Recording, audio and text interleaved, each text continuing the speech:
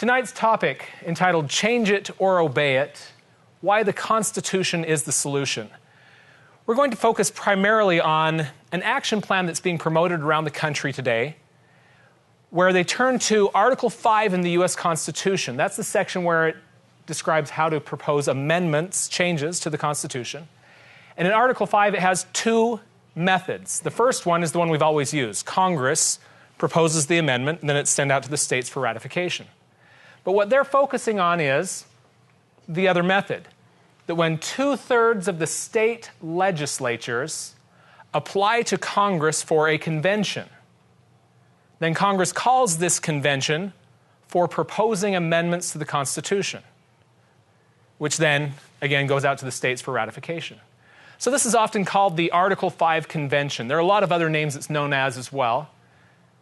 But we're going to focus on what that movement is about and some of the claims they make and so on. To begin with, though, I hope tonight we have people from all sides on this issue, those that are in favor of it, those that are against it, some that are maybe in the middle, maybe some that have never heard of it before. And hopefully we can all come together and agree on at least a few things here. First of all, the federal government that we have today bears very little resemblance to the federal government defined by the U.S. Constitution. To back up that statement, I'm going to show just a couple quotations here. The first one from Thomas Jefferson.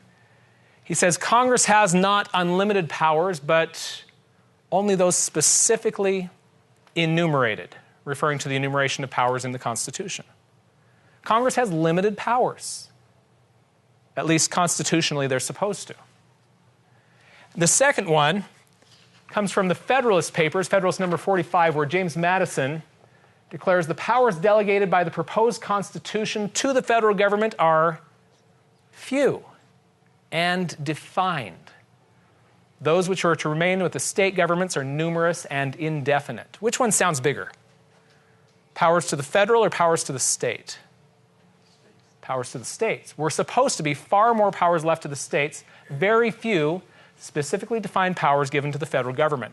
He goes on in this, by the way, and says the former powers to the federal government will be principally on external objects of war, peace, negotiation, and foreign commerce.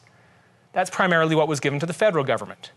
The powers reserved to the states, he says, will extend to all the objects which concern the lives, liberties, and properties of the people and the internal order, improvement, and prosperity of the state.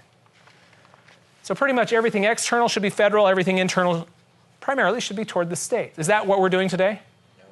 Not remotely. Today, who has more power, federal or state?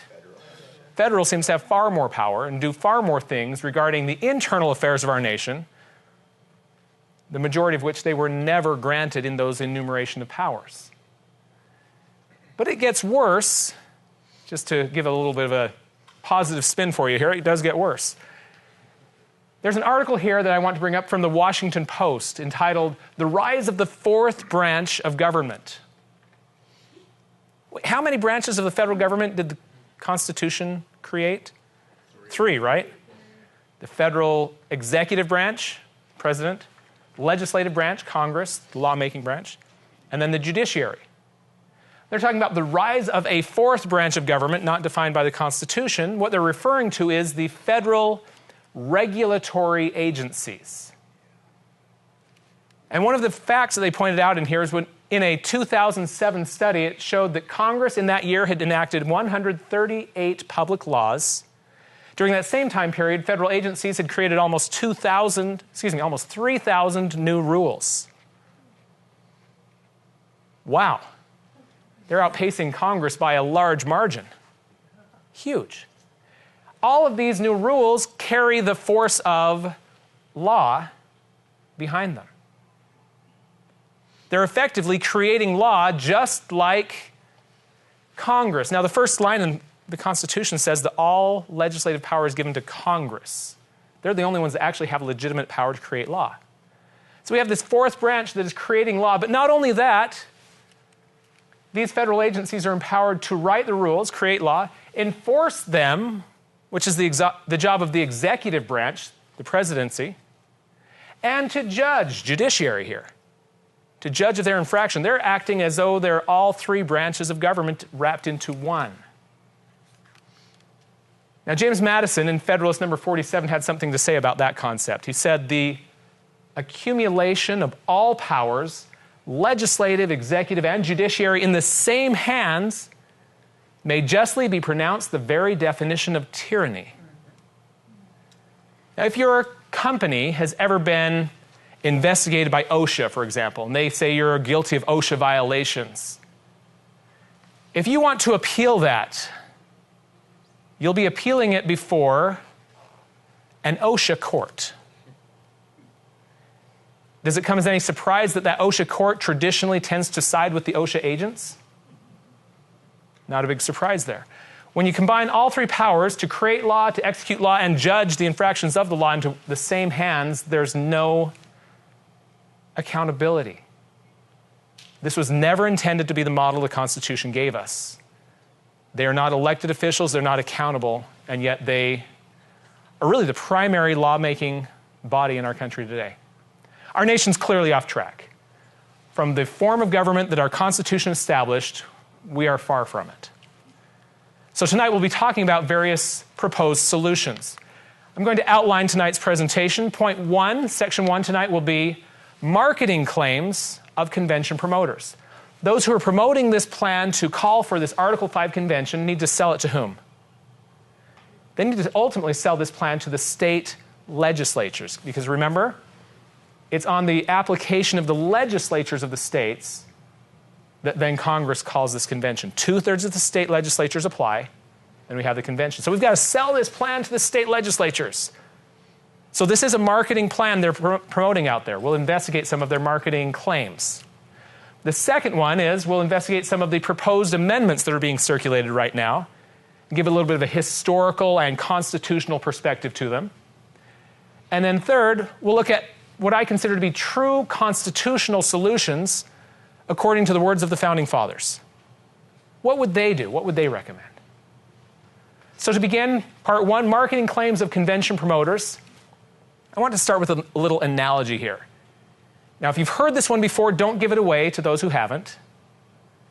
But here's a little test for you, okay? 3 children. Billy's mom has 3 children. The first one's name is Penny. The second one's name, Nicole. The third one's name is what? George? What is it here? Let's try this again. It should be obvious. Billy's mom has 3 children, Penny, Nicole, and some of you caught it that time. I gave it to you every time, by the way. Billy's mom, whose mom? Billy's mom has 3 children, Penny, Nicole, and Billy. What's the purpose of this quarter up here? Distraction, exactly. The coins up here are to illustrate a false idea, to lead you intentionally in a wrong direction, aren't they? This is the art of distraction. Often a very effective marketing technique. And as I'll show you momentarily, this is a technique that is commonly being used in promoting this Article 5 convention to our state legislators. Distract with some false evidence to keep you from recognizing the truth. Next, I want to give you a little history here of my own life. A number of years ago, I had the opportunity to serve on a jury. And during this particular case, we were given a very large amount of evidence, testimony, and so on, from the defense, from the prosecution. And when it came time for jury deliberations, we all got together, and not a single juror had any idea which way we were going to vote that day. It was really well done on both sides, until we discovered something. As we started digging through the stack of evidence and testimony, we found one of the witnesses had contradicted himself, proving himself to be untrustworthy, proving that he was not trying to convey truth in his testimony, but he had a different agenda, didn't he? And when we recognized this one key witness was not being truthful, we took that portion of evidence from the stack, set it aside as being unreliable testimony, ignore everything that witness has said. Once we removed that from the stack of evidence, everything else made sense. And everyone in the room saw very clearly which way to vote at that point. That's what we need to do when investigating these marketing claims, because we'll find certain claims are unreliable sources and need to be set aside. That's exactly what did happen in Nevada in 1989 when the Nevada Legislative Assembly decided they needed to take back, to rescind an application for an Article 5 convention. They had looked into the evidence upon which they had based that application and said, we were tricked by false evidence. In fact, the exact words they used in there were, this was induced by fraud. We were tricked into applying for an Article 5 convention based on false claims. And they listed some of them. And so at that point, they made an application to repeal their call for an Article 5 convention. Now let's look at some of these types of claims. The first one is, most groups that are promoting calling for an Article 5 convention will never, never, never let it be called a constitutional convention. At least they won't in the last 5 years. Prior to that, it's always been called a constitutional convention. Everyone in favor of it, against it, have all called it a constitutional convention until just a few years ago, they suddenly changed and said, it's not a constitutional convention. Well, that begs the question, what is a constitutional convention that they're so concerned about it not being? And if you believe in dictionary definitions, this is pretty easy to discover. I brought with me my law dictionary. Black's Law is the most prominent one used in our country today. And in really any law dictionary, you're going to find a very similar definition. Here's what it says in Black's Law. That a constitutional convention is a duly constituted assembly of delegates or representatives of the people of a state or nation for, then it gives 3 purposes. For the purpose of framing, revising, or amending its constitution. Pretty clear. So if you're calling a convention for one of those 3 purposes, it is what? A constitutional convention. Now, if there's any confusion on whether or not this is referring to the Article 5 Amendments Convention, if you read on in this definition, it then says, Article 5 of the U.S. Constitution provides that a constitutional convention may be called on the application of the legislatures of 2/3 of the states. Is the Article 5 Convention, by definition, a constitutional convention? Yes. Evidence is pretty clear on that, isn't it? The consensus of law dictionaries in the country all agree a constitutional convention is appropriate to call an Article 5 convention.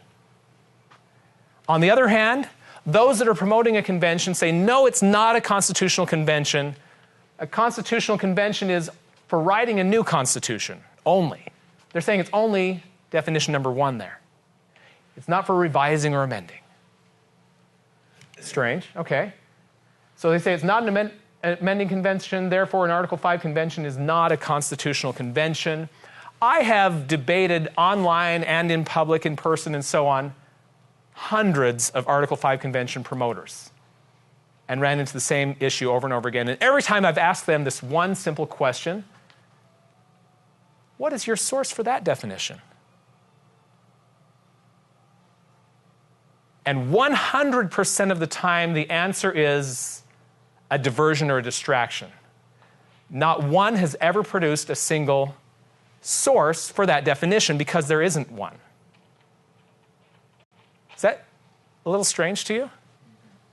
That seems a little strange to me. An Article 5 convention, by definition, is a constitutional convention. There is no source that says otherwise. So what's going on here? Is this somewhat similar to that key witness in my court case? Where they're not motivated by truth, but they're motivated by some other agenda. What's their motivation here? Well, let me explain. Back in 1983, we were just barely away from the threshold of having an Article 5 convention. With 2/3 of the states applying, that would be 34 states. And we were at 32. We were right on the verge. And at that point, two main organizations, the John Birch Society and the Eagle Forum, pulled together, created a national movement to warn about the dangers of calling for this constitutional convention, which is what it was being marketed under at the time. And it became widely known across the country that a constitutional convention is a dangerous thing. We don't want to do that. Even to this day, most of those who are promoting this constitutional convention, who don't want to call it that, will begin by saying, I've always been against a constitutional convention, but this is something different. How is it something different? Well, it's not, except for they're repackaging it. That's all this is. This is a marketing repackaging tactic to get away from the stigma of the defeat in the 80s. That's the motivation behind it's not a constitutional convention. If you believe in dictionary definitions, it is. And if you don't, what do you believe in? Well, there's no source. Okay. Moving forward, I want to run through just a few of the claims that they give. And again, the whole purpose of the claims here are to assure state legislature that this is a safe process. For example, they say, the Article 5 Convention was put in the Constitution for such a time as this. That's the whole purpose of it, to rein in out-of-control government. And yet that's not what the Founding Fathers said it was for. They said it was for the amendment of errors in the Constitution. If we have mistakes in the Constitution, that's what Article 5 is for. Amend it. Are errors in the Constitution causing our problems today? I'd say no. Ignoring the Constitution is the problem. Like I said earlier, Article 1, Section 1 says all lawmaking powers in Congress. If we were observing that, no regulatory agency would create a single law. Another claim, this is the only solution that's big enough to solve the problem. Well, that's not what the Founding Fathers said. They actually gave many examples of solutions for when government doesn't follow the restraints of the Constitution, and didn't point to Article 5 as one of them. Another claim, this will be totally controlled by the states. Don't worry, state legislators, you're in control of this process. Now, historically, that's not been the case. If we look to the 1787 convention where our Constitution was written, the states gave their delegates a number of rules to follow and they didn't follow them. So this idea of totally controlled by the states isn't borne by history. And the final claim, and this is the big assurance that they like to give, and that is, well, don't worry, whatever comes out of this convention, it'll take 38 states to ratify any changes. So this process is totally safe. 3/4 of the states need to ratify. They wouldn't ratify bad amendments, would they? Well, never mind the 16th and 17th Amendments, but there's more to this one as well. And again, as we look to 1787, the convention where our Constitution was written says otherwise. In fact, what it says here, the 1787 convention changed the constitutionally prescribed ratification process. They had certain rules of how they were supposed to be ratified, and they changed that whole process. Let's go into that in some detail here.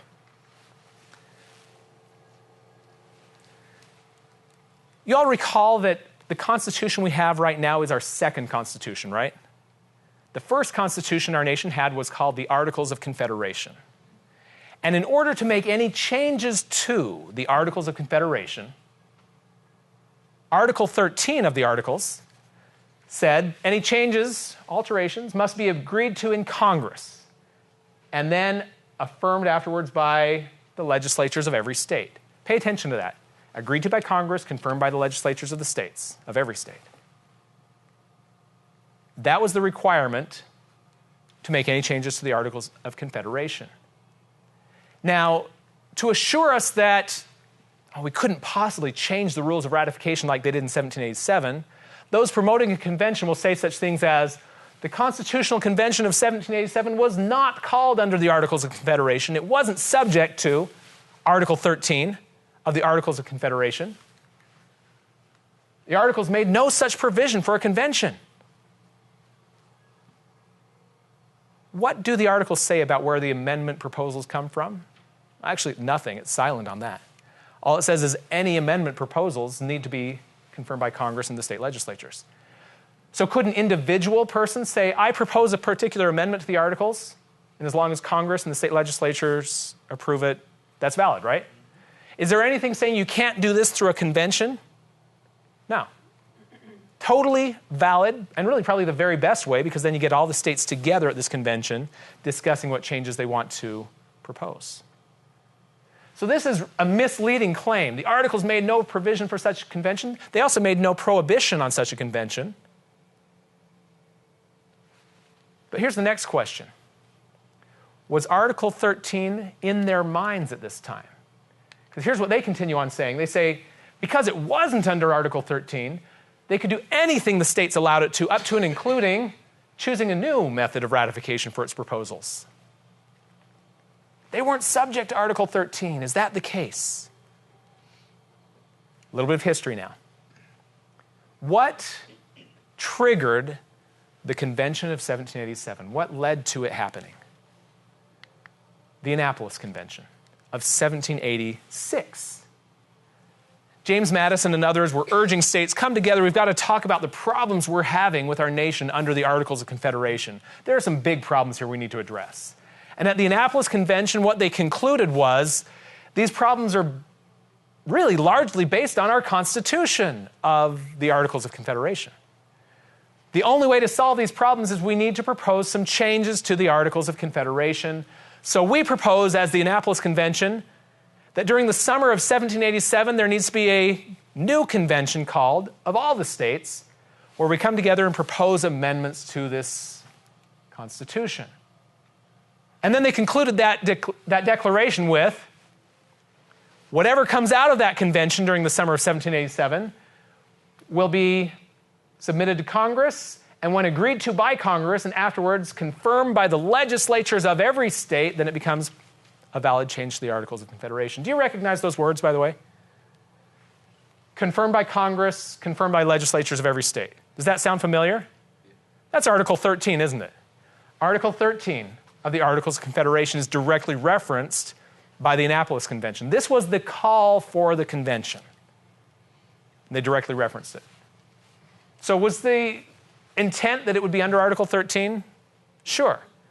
But it doesn't end there. As the states began to gather their delegates together and give them their orders for, here, I want you to go represent us at this convention in 1787, they gave them what I would call delegate commissions, instructions, rules for their delegates. The first state to do so was Virginia. Here's what theirs concluded with. Whatever you come up with must be agreed to by Congress and then confirmed by the several states to become effective. Referring to what again? 13. Article 13.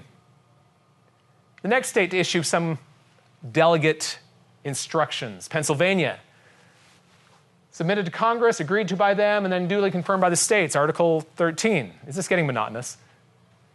Third state, Delaware, almost exactly the same wording. Georgia, Congress, same wording. New York, Massachusetts, South Carolina, same wording. Maryland, New Hampshire, all of them directly referenced Article 13. That's 9 states of the 12 that attended. And Congress and the Annapolis Convention all referenced Article 13 will be the rules under which you must submit your proposals for ratification. Was this an Article 13 convention then? Was this called under the intent that would follow Article 13 for its ratification? Absolutely. There's no questioning that.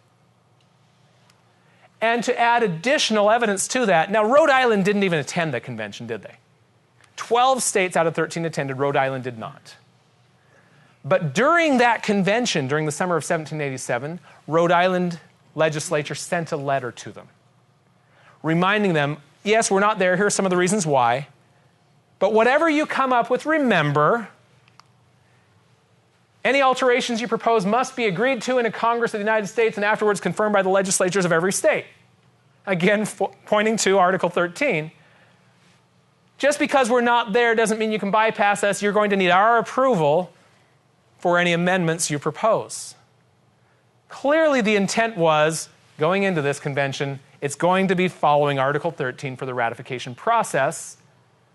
Once they got there, proposed this new constitution, they recognized there's no way this new constitution is going to pass this hurdle.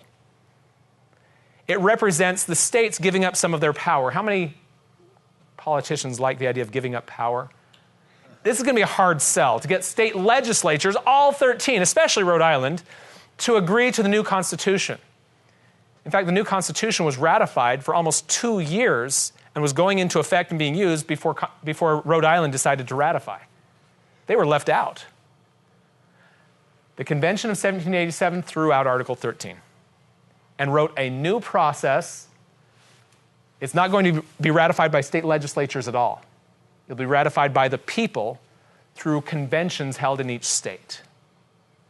And it only needs 9 states, not all 13. Now, after this constitution went out to the states, a few people were calling foul on this one, saying, you don't have authority to change the rules for ratification, and you guys stepped over the bounds of power that we gave you as states, and a lot of concerns were raised. James Madison, in Federalist Number 40, addressed these concerns, and when he gets to that one, you guys changed the rules of ratification without authority. Here's what he says. It is admitted that the convention have departed from the tenor of their commission, their authority. Instead of reporting a plan requiring confirmation of the legislatures of all the states, they've reported a plan which is to be confirmed by the people and may be carried into effect by 9 states only. What's he admitting there? Overstepped bounds. We overstepped our bounds. We admit it. You sent us with ratification requirements. We threw them out and created our own. This is why convention promoters are so concerned about this history and deny it at every turn. What precedent is that setting?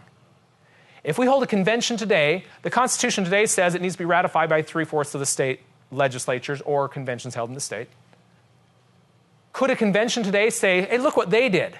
They threw out the constitutionally prescribed ratification procedure and created their own? Yes.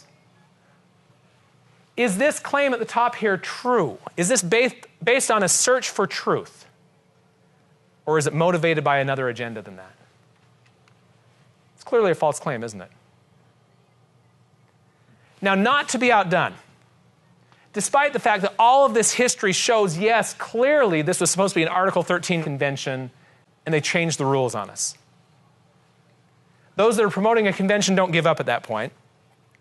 They'll point out that after the 1787 convention changed these rules, eventually every state did ratify anyway, so in the end, the Article 13 ratification process was followed. Is that true? You're probably guessing I'm going to tell you no. That's correct. Here's what history shows. Congress declared the Constitution was ratified after it had only passed 11 states. Were they waiting for the last 2 states to ratify? Clearly not. Next, the ratification requirement was for Congress and all state legislatures to ratify the changes. Congress never ratified the changes. Did any state legislature ratify the changes? No. Neither Congress nor any state legislature ever voted to ratify. What did they do? From this, we get a letter from Richard Henry Lee, who was a member of Congress at the time, who explained in great detail that when this new Constitution came to Congress, they looked at that change of ratification and said, we don't have the authority to vote yes or no on a new Constitution that doesn't follow the Article 13 ratification process. It's not within our authority to say yes or no.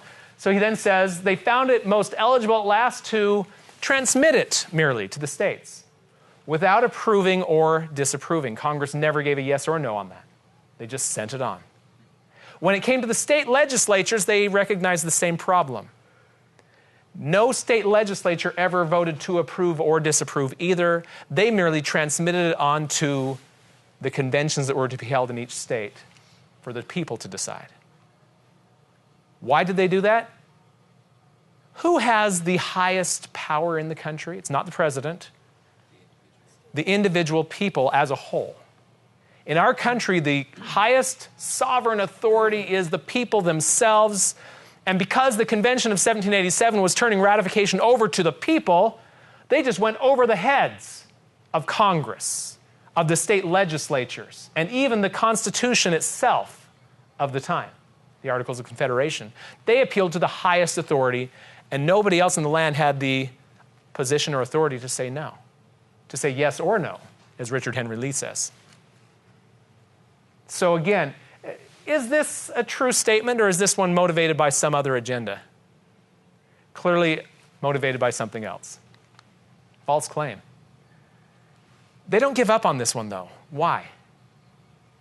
If they ever admit that, yes, the convention could totally change the ratification process, it becomes a really hard thing to sell, doesn't it? So they're still not giving up. Here's their next claim on the same topic. The Supreme Court says they can't. In Hawk versus Smith, 1920, the Supreme Court ruled that no legislature nor convention has the authority to change the ratification process. That's their claim. Now, if you're told that, are you going to go home and search Hawk versus Smith and read the whole Supreme Court ruling?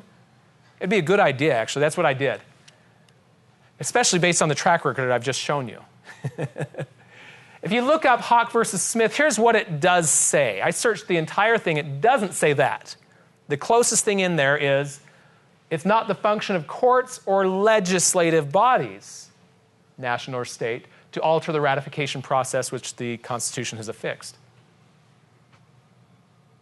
Where does it say anything about conventions changing the ratification process?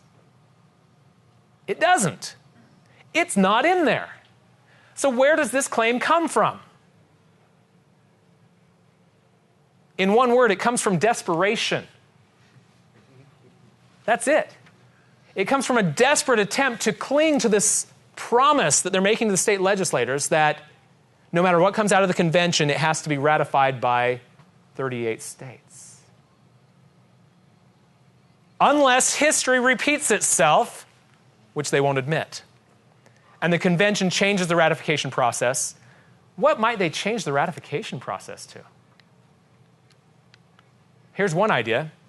Law professor Sanford Levinson has suggested an Article 5 convention should consider the adequacy of our Constitution, and if thought necessary, we should draft a new Constitution and then come up with a new ratification process. He says that upon completion will be submitted to the electorate for its approval or disapproval by majority vote. Popular vote, simple majority. Historically, how well has popular vote done for our nation? I'll remind you that Obama was elected by the popular vote as well as the Electoral College vote. Both times he won election, he got the popular vote. And we're also told that Hillary Clinton won the popular vote. The popular vote tends to be a little bit more towards the liberal leftist side of things. Would it be possible to get a constitutional amendment approved by popular vote that weakens our constitutionally protected freedoms? Definitely possible. This is what they don't want you to believe or consider. Trust us, it only takes 13 state legislatures to shoot down any bad amendments, because 38 have to pass it.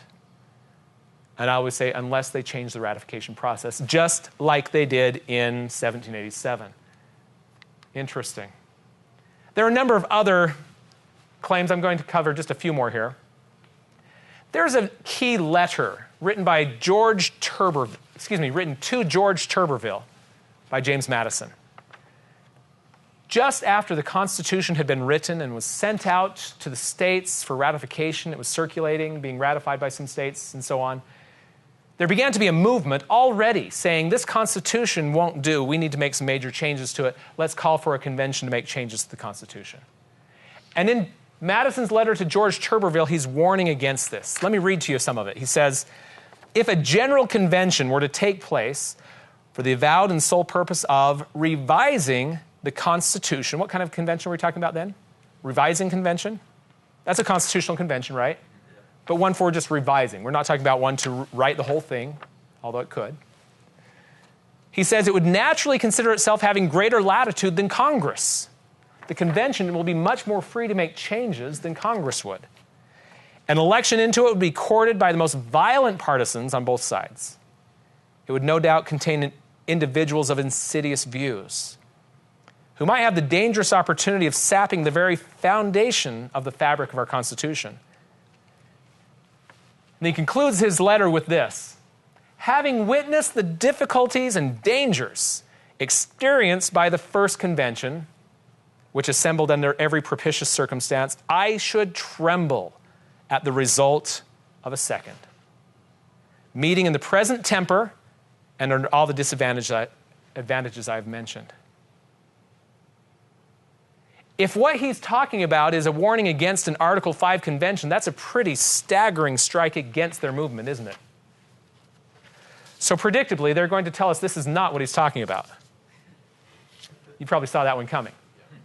In fact, here's what they generally claim. Madison wasn't talking about an Article 5 convention in this letter because the Constitution wasn't ratified yet. Article 5 wasn't even in place yet. How could they use Article 5 of this new Constitution before the new Constitution was even in place? Interesting argument, except for one small problem, and that is timeline of history. Let's look at this. Timeline of history here. June 21st, 1788, we got to the 9th state having ratified this new Constitution through their citizens' conventions. That was the requirement. It's now officially cleared the hurdle of ratification as defined. By September of the same year, 1788, just less than 1 year after the Constitution was completed, Congress declared it has been ratified and is now in effect. We're now living under this new Constitution. And it was November when Madison wrote this letter to George Turberville. Were we under the new Constitution by that point? Yes. Clearly we were. But beyond that, if you look at his letter, he explains what convention he's talking about. He said it was a convention that would be triggered by the previous application of 2/3 of the state legislatures. Now here's the test. Can anyone tell me of any kind of a convention that is triggered by 2/3 of the state legislatures? Article 5? Does that one fit? Okay, the Article 5 convention is triggered by application of 2/3 of the legislatures. Now here's the real challenge. Can you think of any other convention that fits that description? Well, the answer is no. There is not any other convention that is described by that. 2/3 of the state legislatures trigger this convention. The only convention that can possibly be described there is the Article 5 convention. Now, in all fairness, in that same sentence, he also says, whether we have a convention that follows the previous mode, like in 1787, where all states have to approve it, or whether we follow this new mode in the new Constitution of 2/3 of the state legislatures applying, either way, here are my concerns about it. So he's talking about both. Does their little desperate claim of he's not talking about our movement hold water? Clearly not. Again, this is marketing to try to make it look like something that it is not, in order to get state legislators to buy into it. Next. Remember how they said this is the only solution that's big enough to solve the problems? They have to eliminate any other possibility of any other solution. So when it comes to the idea of nullification, they generally say that's a bad idea, it will never work, it's unconstitutional, or more appropriately, they'll say it's extra-constitutional, which literally means nullification is outside of the Constitution. It's not a constitutional solution. Yet is that true? Even that's not true. The best definition I've seen for what nullification is came from an article written by the 10th Amendment Center, in which they say, nullification is not the result of obtaining a favorable court ruling. It's not petitioning the federal government to start doing or stop doing anything. And it does not depend on any federal law being repealed. So what is it? Nullification is a refusal on the part of your state government to cooperate with or enforce any federal law it deems to be unconstitutional. Now let me ask you, is that in the Constitution? Is there anywhere in the Constitution that our state level officials are required to uphold that which is constitutional and oppose that which is not?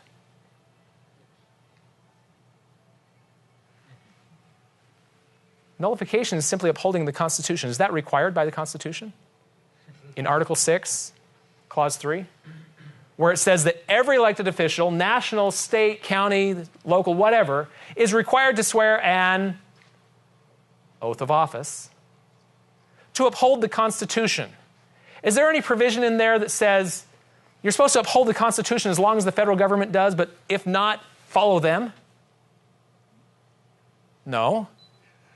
What this means is you're supposed to uphold the Constitution, regardless of if anyone else is, regardless of if the federal government is following or not following the Constitution, especially if not. That's where it actually means something. If the federal government has overstepped their bounds, try to imagine, then the duty of every elected official at any level is to their oath of office, to uphold the Constitution in spite of the usurpation against it happening by the federal government. That's the oath of office. Is that extra constitutional? No, that's inside the Constitution. Now, granted, this concept also predates the Constitution. It's the same concept that gave us the Magna Carta, the Boston Tea Party, the Declaration of Independence, the entire American Revolution were all based on the same concept of intervening against tyranny on behalf of the rights of the people. That's ultimately what nullification is about. So, false claim. Now, the last one I want to show you, this one's shocking. If you go to the website of one of the groups that is promoting this Article 5 convention, they're known as Convention of States. Up at the top bar, they have an endorsements section. The first one is the Jefferson Statement. That's a group of some of their lawyers saying this is a good idea. But the second one is interesting. Justice Antonin Scalia, listed as an endorsement. When did Justice Scalia endorse the Convention of States project? When the pillow hit his head? That could be. When did he endorse it? Well, when you click on that link, this takes us all the way back to 1979, decades before the Convention of States project ever launched, to an interview not with Justice Scalia, but Professor Scalia. As a law professor, he was in on a panel discussing the possibility of a Article 5 constitutional convention, and that's what he called it. All throughout this interview, he called it a constitutional convention, and in this interview, he's saying, I really feel like the benefits may outweigh the risks, and this is probably a good possibility to consider as a law school professor back in 1979. Now, I ask you, why did they go all the way back to 1979 rather than talking about anything he said more recently? You can see I'm leading you here, can't you? Because everything he said more recently strongly opposes a convention, such as 2014. He says, I certainly wouldn't want a constitutional convention. Whoa, who knows what would come out of it? Is that an endorsement? Hardly. Or in 2015, a constitutional convention is a horrible idea. This is not a good century to write a constitution. I can see why they didn't go to any of his recent statements. Now, bear in mind, in all three cases, the one that they say is endorsing their movement way back in 1979, and the 2014 and 2015, all three times he calls it a constitutional convention. Why? Probably because he knows the law school definition of constitutional convention, and he's using the definition of the term appropriately. I don't know. Maybe he's a smart guy. He knows definitions. But here's the other question. When he was asked about the movement for a constitutional convention, could they be asking him about anything other than the Article 5 convention? Is there any other type of constitutional convention found in the Constitution? No, there isn't. Is there any movement nationally for any other type of constitutional convention besides the Article 5 convention? Again, the answer is no. Again, I think he's a pretty smart guy, and he knows that the Constitution provides for Article 5 as the constitutional convention process. And he knows that the only national movement for a constitutional convention is the Article 5 as well. And as such, all three times he was talking about the Article 5 Constitutional Convention. I think it's rather disingenuous to list him as an endorser And interestingly, do you know when that endorsement showed up? Postmortem, after he had passed away. It's always safer to say someone's behind your movement once they're not around to say otherwise. Seems rather disingenuous, doesn't it? Okay.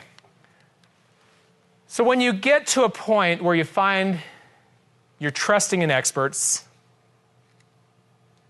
and they're not very trustworthy, what do you do?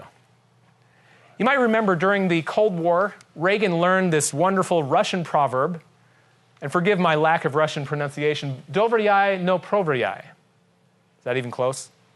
Okay. But what it means is trust but verify. You might remember him talking about that importance in nuclear arms, scale down or whatever. We're going to trust, but we're going to verify this. In the same way, we don't all have the time to go and do all the research ourselves, read every Supreme Court ruling and all these different things. And so sometimes we do need to trust in the experts a little. But facts, as John Adams said, facts are stubborn things. And when we look into the claims being made by these various groups that are promoting an Article 5 convention, and we find that over and over and over again, they are not based on fact, but they're based by a motivation of we've got to sell this idea to the legislators at any cost. It's time to stop trusting in these unreliable sources, just like in my court case. We had a key witness that was an unreliable source. These are unreliable sources. Their convention plan is based on distraction, like my coins, and a distortion of evidence. I could spend the next 2 hours going through more and more of their claims. I won't bore you with that. But you'd be astounded by how many claims they make that are not backed by fact or evidence. At this point, anyone who has any intellectual honesty would recognize a very clear fact. It's time to find a new plan, not trust in distortion and distractions. So at this point, part 2, proposed amendment analysis. I want to look at a few of the amendments that are being talked about and analyze them. To begin with this one, let's go back to the quote from Scalia, who says, focusing on the second sentence here, this is not a good century to write a constitution. Why would he say that? Does he have a prejudice against the modern day for some reason? The easiest way to illustrate this is to look at past centuries. In particular, shortly after the founding era, this man, Alexis de Tocqueville, came to America in the 1830s to discover what was our secret to our overnight success. His conclusion, in part, pointed to this. He said that in America, every citizen is taught the history of his country and the leading features of its constitution. It's extremely rare to find a man who's not perfectly acquainted with all these things. And a person wholly ignorant of them is sort of a phenomenon. Does that sound like today? No. Just the opposite. If I were to apply this to today, I would reverse it. It's extremely rare to find a man who is vaguely acquainted with these things, and a person wholly educated on them is sort of a phenomenon. You find someone that's fully educated on the Constitution, that's a rarity. Sadly. But what was pointed to as our nation's great strength then is today our nation's great weakness. We don't know the Constitution, and particularly we don't know the history that led up to the Constitution. Why certain things were included and were not included. We need to understand the history that created the Constitution. We're now in a situation that I would compare to with this question. Is a love poet who's considered an expert in the matters of the heart qualified to do heart surgery? A rather silly comparison, isn't it? That's ridiculous. What does it require in order to do heart surgery is an intimate knowledge of the workings of the human body, particularly the heart. And if you tried to do heart surgery without that understanding, you're far more likely to kill the patient than to do any good for them. In the same way, as Scalia is warning it's a dangerous time to make any changes or to write a constitution, in a day and age where people are wholly ignorant of the Constitution or the principles upon which it's based, as we start proposing changes to it, were far more likely to kill the patient than to do any good. I'll demonstrate that with a few of these proposed amendments. Now, this Convention of States group has done us a huge favor. In September of 2016, they put on a simulation of a national constitutional convention. We call it the Mock Convention, held in colonial Williamsburg, Virginia, September 21st through 23rd, 2016. And in this convention, they had delegates from every state. Most of them were state legislators.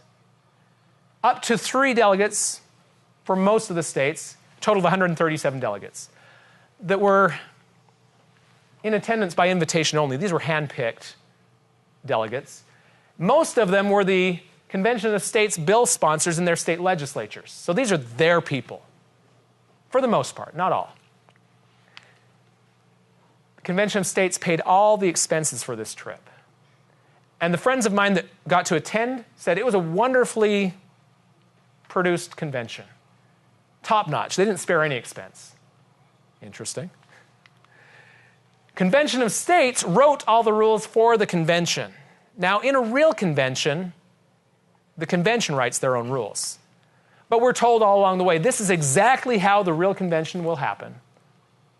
So we're holding this mock convention to show the world how it really will work.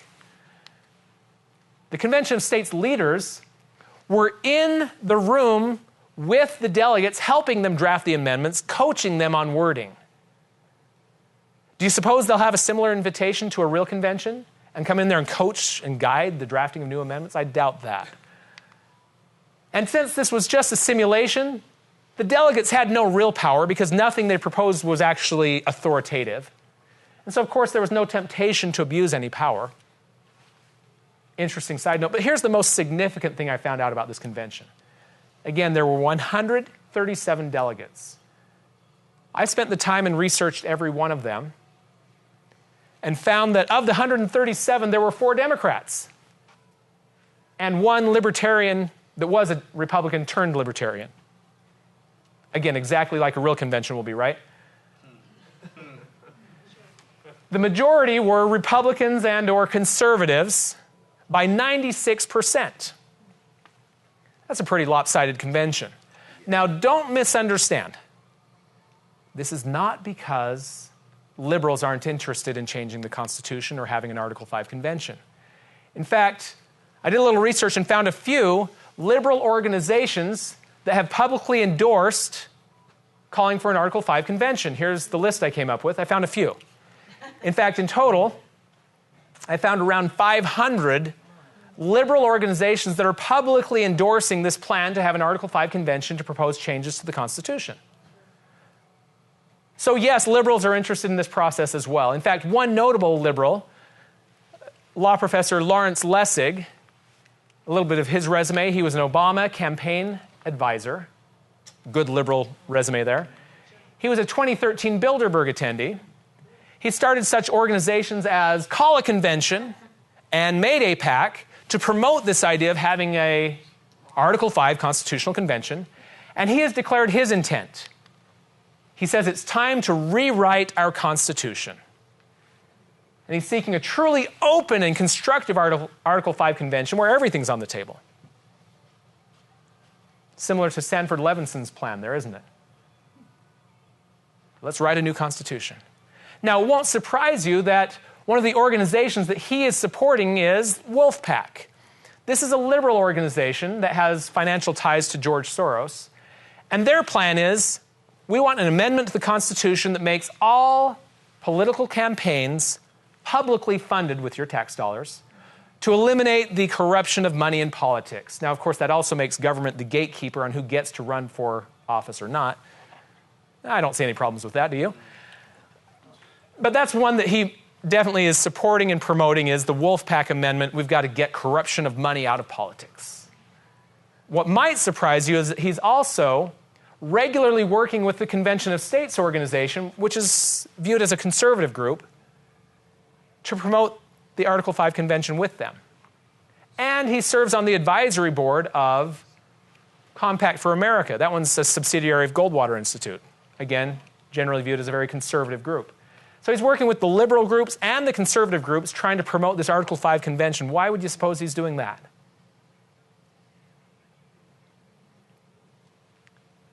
Because once they get to the convention, do they have to follow the rules sent by the states? Anything's on the table. Jumping back to the mock convention, though, let's look at what they came up with.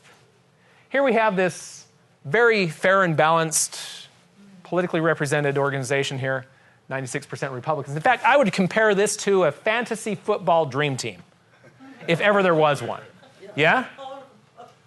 And with this dream team, I still found it very interesting the types of amendments that they came up with. Now, of course, this is exactly how a real convention will be.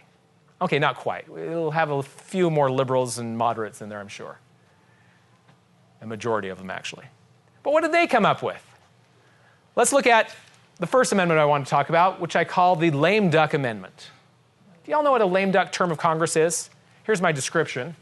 After the election, prior to the next session of Congress, those who were not reelected yet are still in office have no incentive to listen to the will of the people.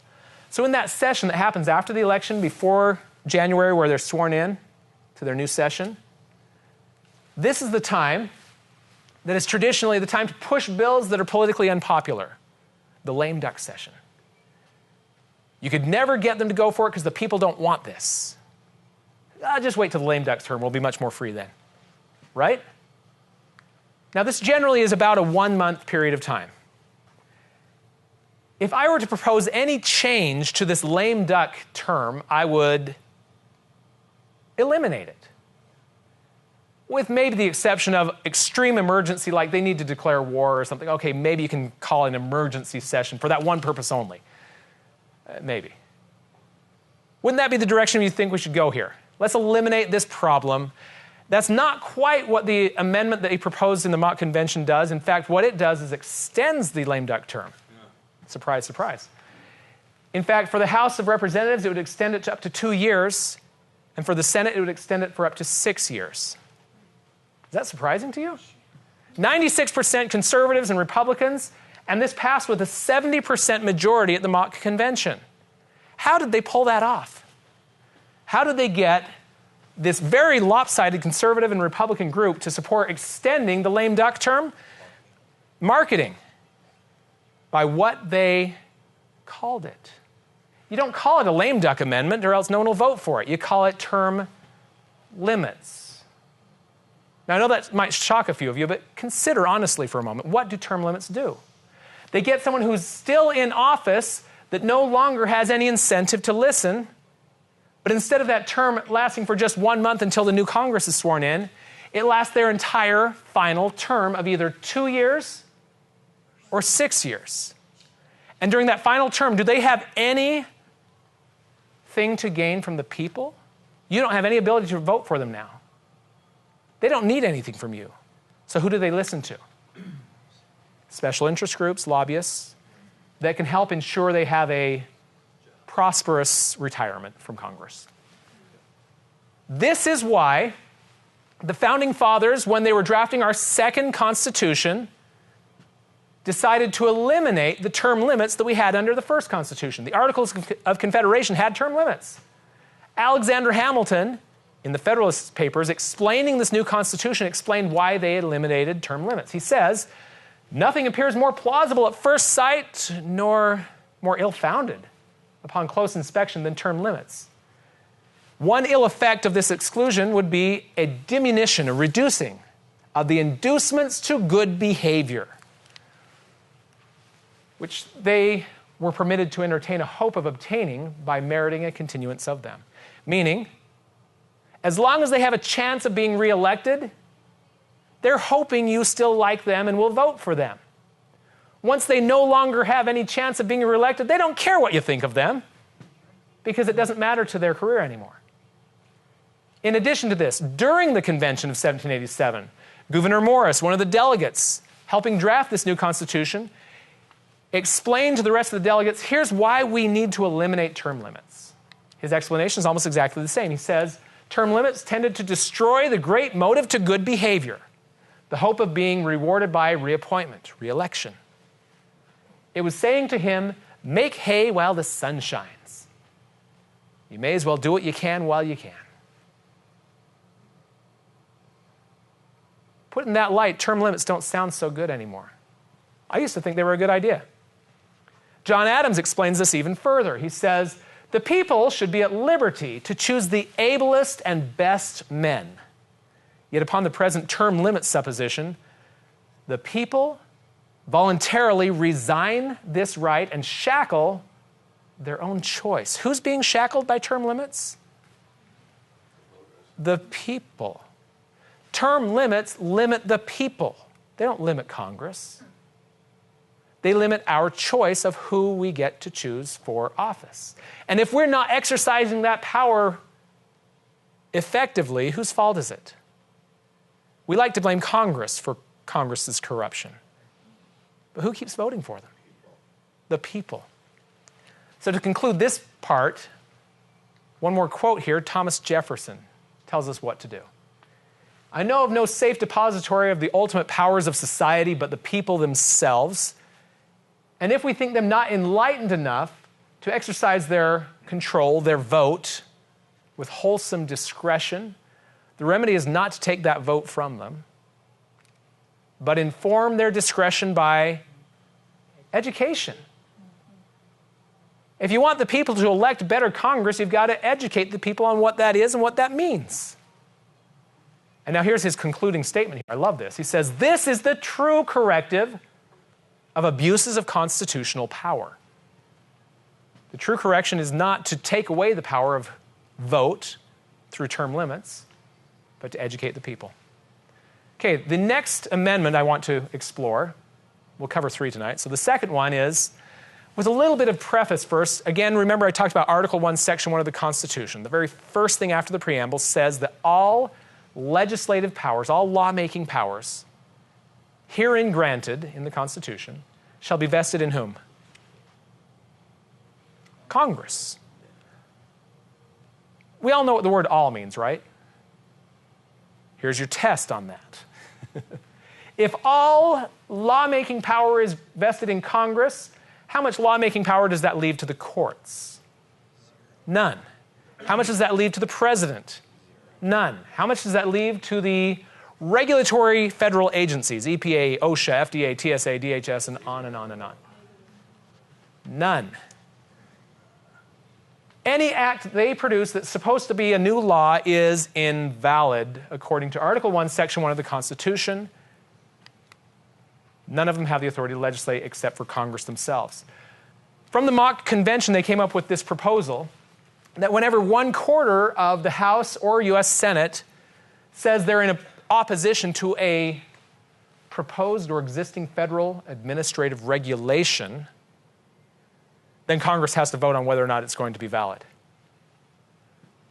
And if they don't, it's automatically by default considered constitutional and valid. What does this do? Where in the Constitution is federal administrative regulations authorized? Nowhere unless we pass this amendment. Do you see the problem? By passing this amendment, you just accidentally, constitutionally authorized lawmaking through federal administrative regulations. I would call that an unintended consequence. I don't think their intentions were to do that. They just wanted to provide a way for Congress to rein them in. Oops. Remember the heart surgery example? If you don't really understand the Constitution as it now stands, you're very likely to accidentally kill the patient. Unintended consequences, this is expanding federal power. This overrides Article 1, Section 1, limiting all lawmaking power to Congress. Big oops. And how much of a problem is this? Federal regulations. Throughout the 8 years of Obama's presidency, we've seen over 20,000 new federal regulations. If Congress were to try to strike down, through this process, every one of those unconstitutional regulations, because they're all unconstitutional, right? Congress doesn't have the time to review 20,000 or more regulations in 8 years and vote on them and shoot them down. There's no way they'd have the time to get to them all. But at least it'd keep them busy from causing more problems. Right, except they won't be doing that. They'll just be adding their own. So the next one I want to go into, I want to introduce with a little bit of history again. In 2005, Congress passed the Real ID Act. Some of you remember that one. This created a bit of an uproar around the nation because it was a serious invasion into our privacy, creating a national database of personal information. There was a lot of opposition to it. In fact, 12 states passed resolutions in their state legislature and signed by their governors saying, no way, no how will this be implemented in our state. They nullified this unconstitutional act of Congress. And according to this article from Cato, we're now to the point where, hey, don't worry about it, states, you're never going to have to implement the Real ID Act, no matter how much they pressure you. Congress has clearly shown, and the federal regulatory agencies, that they have no intention of ever making us have to abide by it. Great article if you want to look it up. No, America, you don't need to comply with the Real ID Act. So a little bit of history here. 12 states refused to implement it, and Congress backed down. They extended the implementation deadline. They extended it again. They extended it again. They extended it again. On and on. That's what the article talks about. Nullification works, unless we have the next amendment proposal. In this amendment proposal, they're saying that the legislatures of the states will have the authority to abrogate. Think of the word veto, very synonymous. So the state legislators will have the power to strike down federal law that's issued by whom?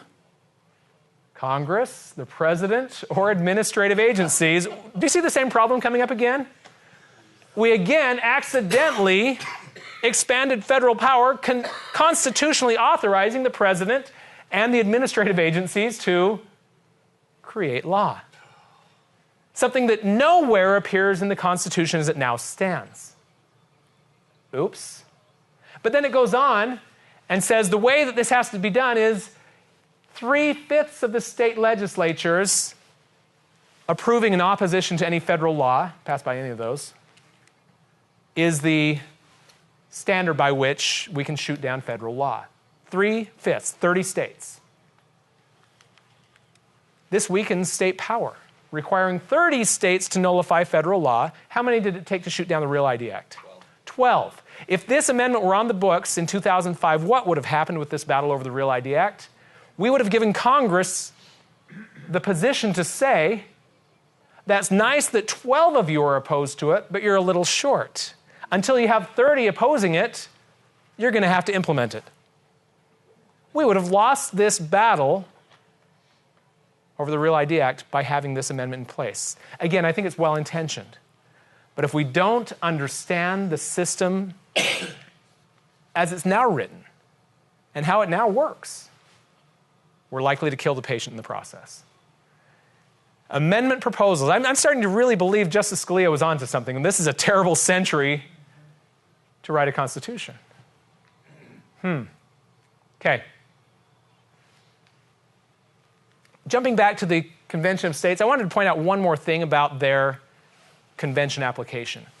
Now, these groups are constantly telling us that when we apply for a convention, we can say in the application what that convention can talk about. And they can't propose amendments on any other topic. Here's what Convention of States is authorizing them to talk about. They can have amendments proposed that will put fiscal restraints on the federal government, limit the power and jurisdiction of the federal government, and impose term limits. I want to focus on the middle of those three.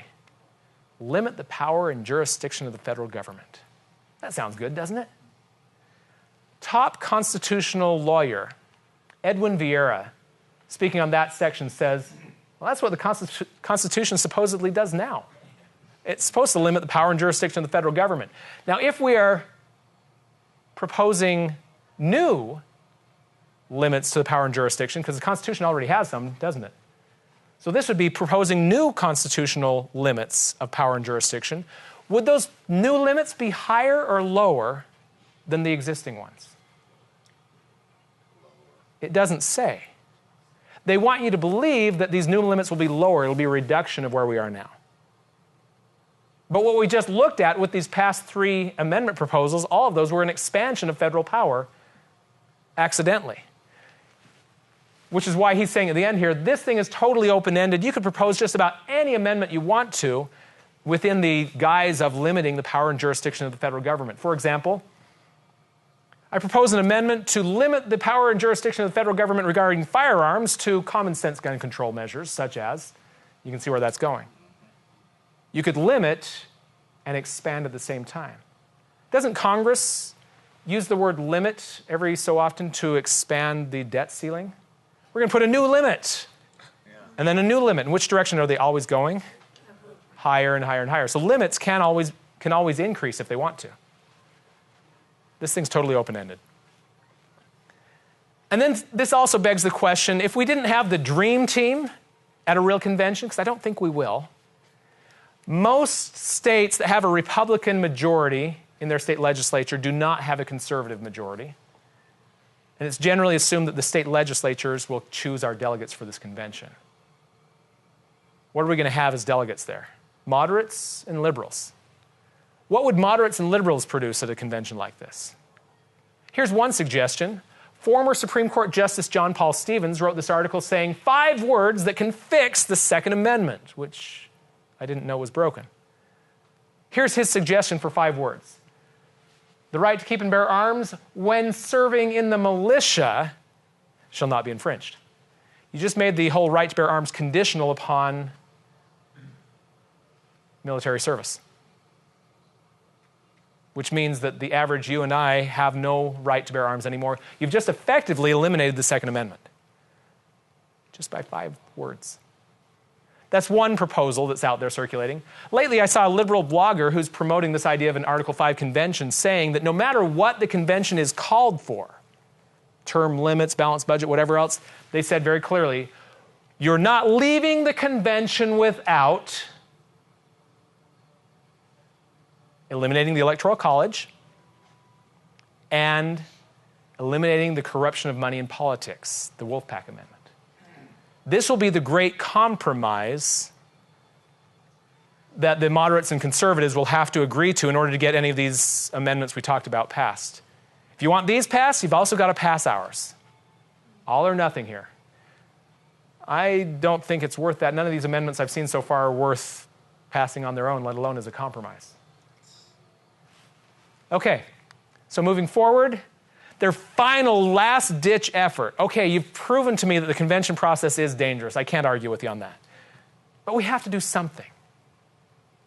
Based on that very argument, I've seen a number of state legislators vote in favor of applying for a convention.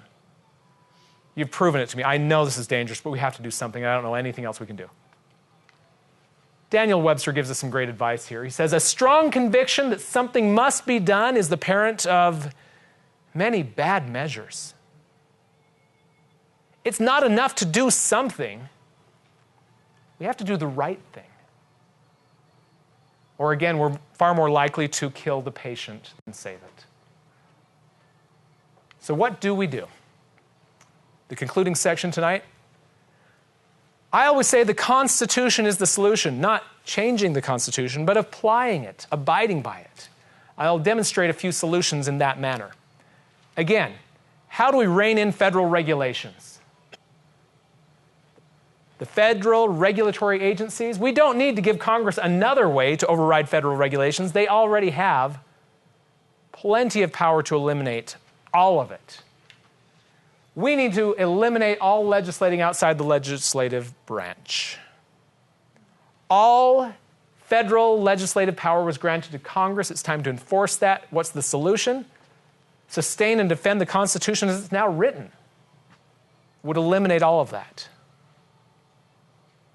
We, the people, have the power to do that through Congress. I gave a speech a few years ago that was entitled Constitutional Checks and Balances. It's essentially a showdown between the 3 branches of the federal government. Don't ever believe the myth that the Constitution created our 3 branches as separate but equal. They're not equal. Congress is by far the strongest branch of the federal government if they choose to use their power. They have the ultimate power of impeachment. They can impeach the president or anyone in the executive branch. They can impeach every Supreme Court justice or every lower court justice. They can eliminate the lower courts. They can impeach each other. The last man standing is Congress in such a deal. Congress has the power. We, the people, have the power to reign in Congress. I'll demonstrate that in a moment as well. The next solution I want to show, Article 1, Section 8. The first thing I tell people when you want to learn the Constitution is learn what's in Article 1, Section 8. This is the section of enumerated powers of Congress to legislate. This is their primary list of powers for regular legislation. 18 clauses in there. It begins with, the Congress shall have power to raise money, lay and collect taxes, duties, imposts, excises, to do one of three things. Congress can only spend money on three things. Did you know that? Pay the debts, provide for the common defense, and general welfare.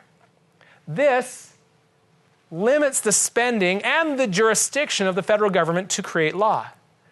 And then this common defense power is enumerated in clauses 10 through 16.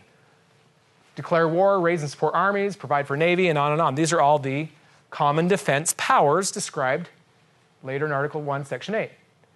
The rest of Article 1, Section 8 is the general welfare powers. Borrow money, regulate commerce, coin money, punish counterfeiting, establish post offices and post roads, and so on.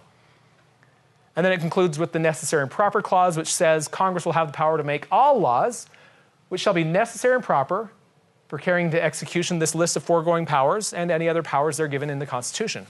That is the grand sum total of power to create law.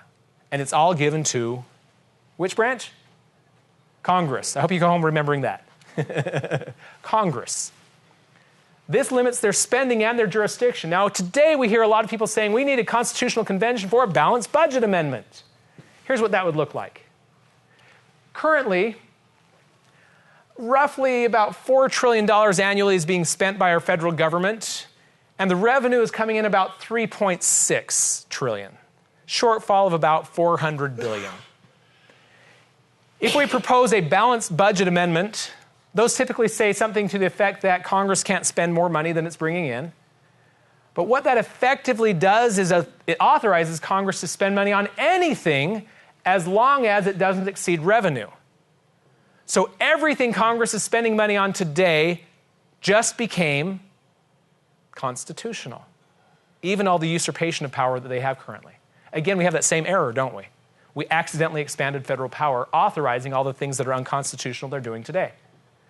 Except for one problem here, and that is, what if Congress decides, but we like spending the higher amount?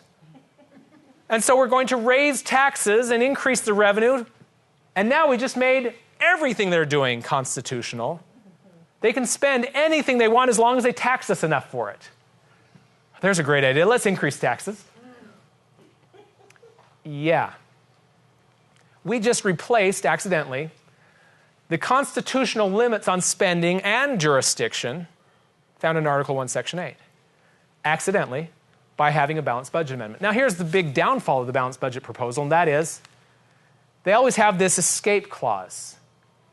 In the absence of a national emergency, Congress must balance the budget. So if there's a national emergency, they wouldn't have to, but otherwise they would. How often do we have national emergencies?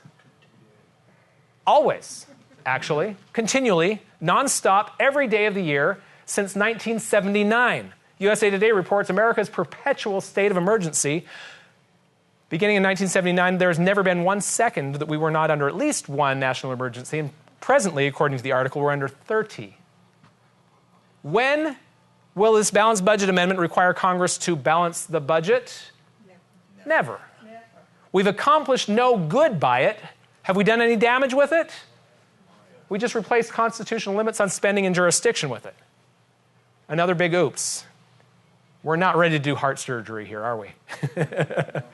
On the other hand, what does the Constitution already require? If we were to limit the federal government's spending and jurisdiction to only those powers actually listed in the Constitution, this is what it would look like. Roughly 20% of its current size, which would be roughly an $800 billion annual budget, leaving us a surplus of about $2.8 trillion by current numbers, annually. Wow, can you say tax refund?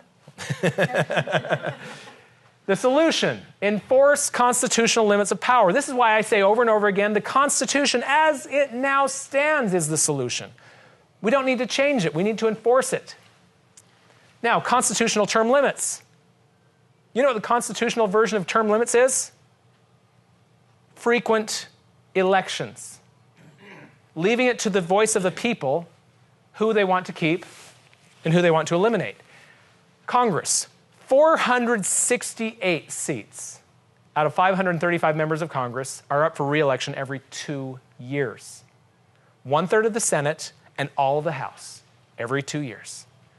If the people wanted to, every 2 years, we could totally change the makeup of Congress. The power is already in our hands. And as I said earlier, and Congress has the power to rein in all the other branches, don't they? The power is in our hands. My favorite quote from President James Garfield really emphasizes this. He says, "Now, more than ever before, the people are responsible for the character of their Congress. If it be ignorant, reckless, and corrupt, it's because the people tolerate ignorance, recklessness, and corruption. But if it be intelligent, brave, and pure, it's because the people demand these high qualities to represent them in the national legislature." Who is he blaming for an out-of-control Congress? Us. Who has the power to change that? We do. Now I have to bring up ruby slippers. It's a little diversion for just a moment. You all know what ruby slippers come from, right? The Wizard of Oz, Dorothy Gale, who throughout the whole story is seeking a false solution of the wizard. When she finally finds the wizard, he turns out to be a fraud. He's a big phony. The solution she thought was the only way to get home was never the way to get home. I recently read an article that compared that to this whole Article 5 convention movement, that the Article 5 convention is the wizard. It's a fraud. It's based on false representations being made to our state legislators to try to get them to buy into it. When all along we already have the ruby slippers. We, the people, already have the power to rein them in. Let's demonstrate again. You might remember this quote from Thomas Jefferson. If we think the people are not exercising their power with wholesome discretion, the remedy isn't to take that power from them, inform their discretion by education. This is the true corrective of abuses to constitutional power. Now, one more review here, and that is, you remember we are on our second Constitution. The original Articles of Confederation. What did it take to go from the Articles of Confederation to our new Constitution? It required a convention. That was the only way it could be done. In the same way, if we want to go from our current Constitution to a new one, there are a number of new constitutions out there being proposed. Constitution of the New States of America, Constitution of the New Socialist Republic of America, of North America, and others. If we wanted to transition from our current one to one of those, it would require a convention as well. However, to return to the Constitution, what does it require? It requires the people to understand and demand adherence to the Constitution. Do we need to change it? Not really, no. Yeah, there are some amendments in there that aren't very good. I particularly point to the 16th and 17th. But even with those in there, if we reined in Congress demanding they abide by the limits of power of the Constitution, even as it now stands, it would solve the vast majority of problems we're facing today. Constitutional changes won't solve the problem. Samuel Adams tells us, neither the wisest constitution nor the wisest laws will secure the liberty and happiness of a people whose manners are universally corrupt. The people are the problem. We need to fix the people. Fixing the Constitution won't work. We can't force liberty on a people who tolerate ignorance, recklessness, and corruption, to again quote James Garfield. But when the people demand that they be intelligent, brave, and pure, we will have it. We already have the power. Thomas Jefferson tells us, if a nation expects to be ignorant and free, It expects what never was and never will be. This, to me, defines the Constitutional Convention movement. They're ignoring the ignorance of the people and trying to make us free without it. They're trying to create something that never was and never will be until we solve the ignorance of the people. Help them understand the constitutional limits of power again. We cannot have freedom. We cannot truly have our liberty back. His solution is to educate and inform the whole mass of the people. They are the only sure reliance for the preservation of our liberty. So, conclusion here. We already have the power, but it's up to each of us. Will you help us restore the Constitution? I have a DVD on the back table here called The Power of 500. It shows that we don't need to educate everybody. If you have a team of 500 people in any congressional district around the country working together in a coordinated fashion, that is enough to re-educate enough people in that congressional district to turn it back to holding their congressman accountable. 500 people is enough to turn around any congressional district. Is that encouraging? That's a lot less than I thought it would take. That's exciting. That's doable. And that is a plan that restores the Constitution and enforces it. How do we do it? I would suggest first we need to learn the Constitution if we're going to educate people on it. Also on the back table, I have a Constitution course that was mentioned in my bio at the beginning tonight. 6 lectures on the Constitution. And this lecture series was designed to teach you what you need to know to restore the Constitution. We don't spend time on trivia like, what's the minimum age requirement to run for the U.S. House of Representatives? It's 25. Is that the problem with America, that 24-year-olds are sneaking in past that rule? No, it's not. So we don't spend time on those things. We spend time on things like the enumerated powers and so on, how they work and why, so that you know how to hold your elected officials accountable. The second step is we need to defend the Constitution. Particularly right now, we need to defend the Constitution from this threat of those groups that are trying to change it. We don't need an Article 5 convention, especially in today's society of ignorance of these principles. And lastly, we need to hold them accountable to the Constitution. Here's the final quote. I love this one.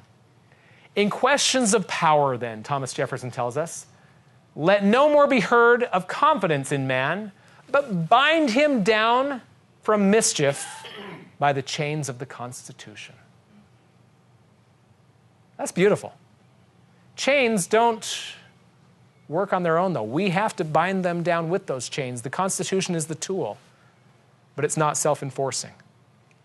My favorite tool for holding them accountable is the Freedom Index. This is published twice per year. It's the report card for U.S. Congress, how well they are following the Constitution. As you find this getting circulated more and more throughout a congressional district, I've seen this happen a number of times, the congressman starts getting questions at any public forum. I wanted to ask you where you felt you had the authority in the Constitution for this vote. They don't like those kinds of questions being posed to them publicly. They want to look good in front of the public. And what do they typically do at that point? They start voting accordingly. I've seen again and again, congressmen's voting records start improving when they're held accountable. My own congressman a few years ago started calling us his conscience because of this document. Powerful tool. We already have the power to hold them accountable. Please help us do it. We don't need to change the Constitution. We need to defend it. Thank you very much.